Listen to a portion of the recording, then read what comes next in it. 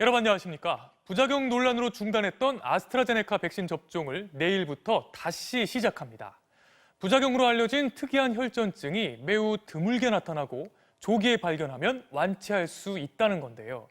이에 따라 접종이 미뤄졌던 특수학교 종사자와 보건교사 등이 백신을 맞을 수 있게 됐습니다. 다만 부작용이 주로 나타난 30살 아래는 일단 제외하기로 했습니다. 김저인 기자가 보도합니다.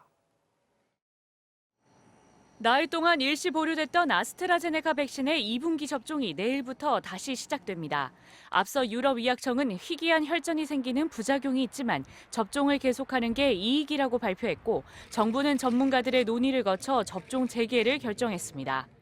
적극적인 백신 접종을 차질 없이 진행하는 것이 사망자 수와 유행 규모를 줄이는 데 무엇보다 중요한 시점입니다. 이에 따라 특수학교 종사자와 유치원 초중고교 보건교사, 감염 취약시설, 요양병원 등의 60세 미만 대상자에 대한 접종이 재개됩니다. 다만 방역당국은 영국과 마찬가지로 30대 미만에 대해선 아스트라제네카 백신 접종을 중단하기로 했습니다. 30대 미만의 경우엔 백신 접종으로 얻는 이득이 희귀 혈전증이 생길 수 있는 위험보다 그리 크지 않다고 판단한 겁니다. 30세 미만은 아스트라제네카 백신 접종 대상에서 제외합니다. 이는 유럽의약품청과 영국 등이 희귀혈전증을 아스트라제네카 백신 접종의 부작용으로 분류한 것을 반영하여 과학적 분석 결과에 근거한 것입니다. 이에 따라 30대 미만에 대해선 화이자나 얀센 등 다른 백신을 접종하기로 했습니다. 다만 30대 미만이라고 해도 1차 접종을 마친 뒤 부작용이 없었다면 아스트라제네카 백신으로 2차 접종을 하면 된다고 밝혔습니다.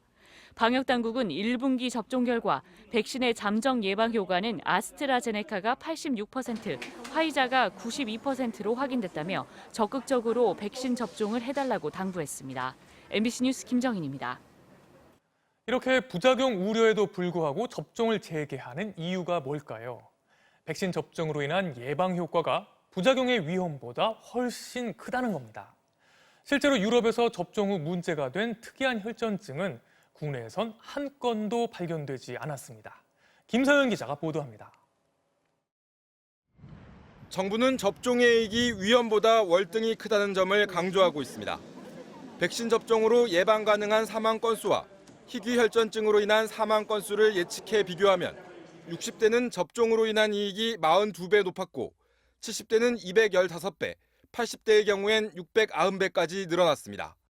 30살 미만을 제외한 전 연령대에서 아스트라제네카 백신의 이익이 위험보다 높게 나타난 겁니다.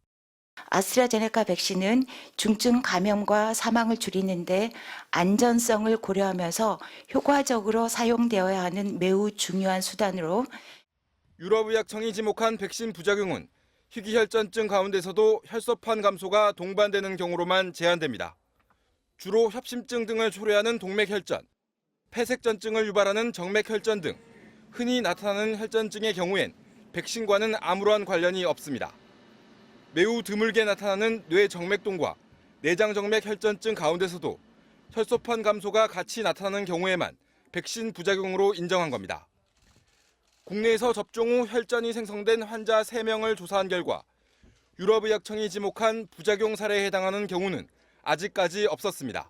EMA 최종 보고서상 나온 강한 연관성이 입증된 혈소판 감소증이 동반된 희귀 혈전증 케이스는 우리나라에서는 아직 단 한 건도 발생한 적은 없습니다.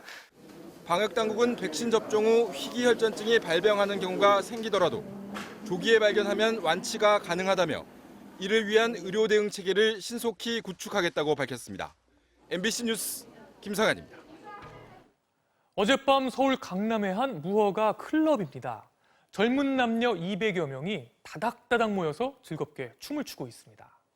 새 확진자가 사흘 연속 600명대를 기록한 와중에 이렇게 모여서 춤판을 벌인 건데요.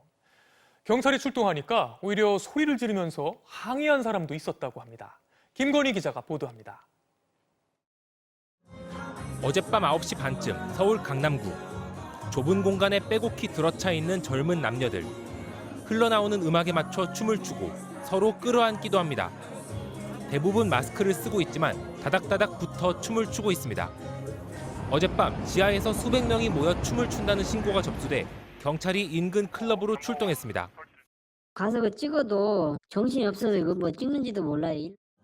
해당 업소는 일반 음식점과 기타 실내 스포츠 시설로 등록됐지만 음향기기와 특수조명이 설치돼 사실상 클럽 형태로 운영됐습니다. 허가도 안 내놓고 그 면적이 한 층별로 한 120평씩 되는데 그중에 한 14평 정도만 각각 일반 음식점 허가만 받아. 일부 손님들이 방역수칙을 위반한 정황도 확인됐습니다. 일반 음식점인데 주점처럼 했다고 해서 손님들한테도 마스크랑 거리두기 안 하신 거에 대해서 과태료 나갈 예정이에요. 해당 업소는 사회적 거리두기 조치가 강화된 이후에도 꾸준히 대규모 사적 모임을 진행해온 것으로 확인됐습니다. 하지만 업주는 적법하게 허가를 받아 등록된 업소라며 문제가 없다고 주장했습니다. 저희는 미리 사전에 특정 다수부터 예약을 받기 때문에 5인 이상 사적 모임에는 해당되지 않고요.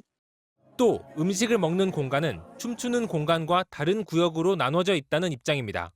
식품위생법에서 꼭 비만을 차단하게끔 구획을 하라고 그렇게 되어 있지는 않습니다. 이처럼 변칙 영업이 음지에서 성행하는 가운데 정부는 현행 사회적 거리두기를 다음 달 2일까지 3주간 연장했습니다. 내일부터 수도권과 부산 등 거리두기 2단계 적용 지역에서는 유흥시설의 영업이 전면 금지됩니다.